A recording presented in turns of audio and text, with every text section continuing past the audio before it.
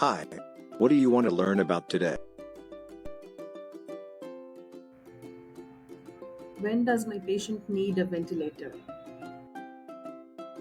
A ventilator is a machine that helps a patient breathe.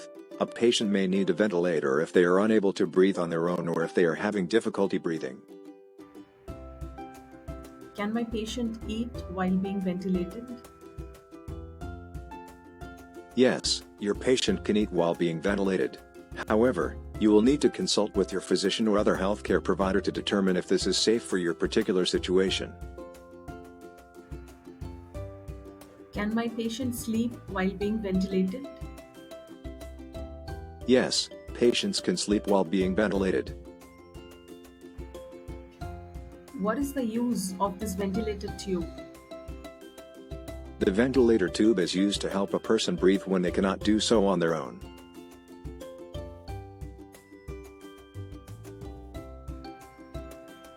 What does the ventilator monitor show?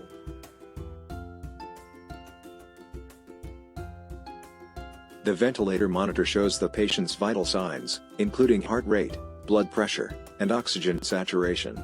It also shows the status of the ventilator, including the pressure and flow of the air.